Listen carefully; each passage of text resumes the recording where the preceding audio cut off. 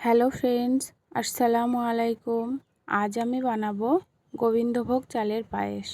পায়েসটি বানানোর জন্য এখানে আমি গোবিন্দভোগ চাল নিয়েছি 1 বাটি, আর এর মধ্যে জল দিয়ে আমি চালটি ভালো করে ধুয়ে নেব। ভালোভাবে ধুতে হবে, কারণ চালের মধ্যে অনেক নোংরা আছে, তাই একটু ভালো করে ধুয়ে নিতে হবে। যে আমি চালটা অনেকবার আমি ধুয়ে নিয়েছি। এরপর আমি এর মধ্যে কিছুটা জল দিয়ে চালটা আমি ভিজিয়ে রাখার পর এখানে আমি নিয়েছি 2টো তেজপাতা নিয়েছি, আর নিয়েছি এলাচ, কাজু বাদাম, কিশমিশ নিয়েছি। আর এখানে আমি মিষ্টির জন্য নিয়েছি চিনি আর গুড়, দুটোই ব্যবহার করেছি। এবার আমি একটি প্যানে দুধ দিয়েছি, দুধটা ভালো করে জাল করে নেব। দুধটা ধীরে ধীরে আমি ভালো করে জাল করে নেয়ার পর এর মধ্যে চালগুলো ঢেলে দিয়েছি, দিয়ে কিছুক্ষণ সিদ্ধ করে নেব। ফ্রেন্ডস, আমার চ্যানেলটা যদি আপনাদের ভালো লেগে থাকে, আমার রান্নাবান্না যদি আপনাদের ভালো লেগে থাকে, প্লিজ দয়া করে সবাই আমার চ্যানেলটিকে সাবস্ক্রাইব করে দেবেন, লাইক, কমেন্ট, শেয়ার করে আমার পাশে থাকবেন। এরপর আমি ওই দুধের মধ্যে দিয়ে দিচ্ছি 2টো তেজপাতা ছিঁড়ে দিয়েছি, আর ওই এলাচগুলো দিয়ে দিচ্ছি। এলাচগুলো একটু ফাটিয়ে দিয়ে দিয়েছি। দেওয়ার পর ভালো করে আমি নেড়ে নেব। নিয়ে আরেকটি পাত্রে আমি কিছুটা ঘি দিয়েছি। কিছুটা ঘি ভালো করে গরম করে নেব।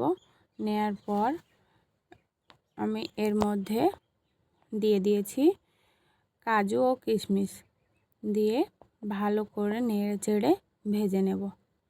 এটা একটু লাল লাল করে ভেজে নেব। নিয়ে এই যে এরকম কালার হওয়ার পর এটা তুলে নিয়েছি। এদিকে আমার চালগুলো প্রায় ফুটে এসেছে। আবার আমি কিছুক্ষণ ধরে সিদ্ধ করে নেব। এটা একটু সিদ্ধ করতে সময় লাগবে কিছুক্ষণ। তারপর এই যে এখন এই পর্যায়ে চালগুলো, এরপর এর মধ্যে আমি দিয়ে দেব চিনি। চালগুলো হাফ সিদ্ধ হয়ে গেলে আমি চিনি দিয়ে দেব। চিনিটা দেওয়ার পর কিছুক্ষণ নেড়ে চেড়ে নেব, চিনিটা গলে যাওয়া পর্যন্ত। নেয়ার পর ভালো করে নেড়ে দেব। নেওয়ার পর এর মধ্যে দিয়ে দেব গুড় দেব। চিনি অথবা গুড় আপনারা যে কোনো একটা দিয়ে বানাতে পারেন, আর মিষ্টিটা আপনারা বুঝেই দেবেন, কারণ যে যেমন মিষ্টি খেতে পছন্দ করেন সে তেমন মিষ্টি দেবেন। এবার আমি ভালো করে নেড়ে দেব। দেওয়ার পর গুড়টা গলে যাওয়া পর্যন্ত অপেক্ষা করব। এই যে গুড়টা যত গলবে তত পায়েসের কালারটা চেঞ্জ হবে। আর আমি এর মধ্যে দিয়ে দিয়েছি পরিমাণ মতো লবণ। লবণটা একটু বুঝে দেবেন। দিয়ে ভালো করে অনবরত নাড়তে হবে। এই যে চালটা এখন প্রায় সেদ্ধ হয়ে এসেছে। এবার আমি ভেজে রাখা কাজু ও কিশমিশগুলো দিয়ে দিচ্ছি, দিয়ে আবার ভালো করে নেড়ে নেব।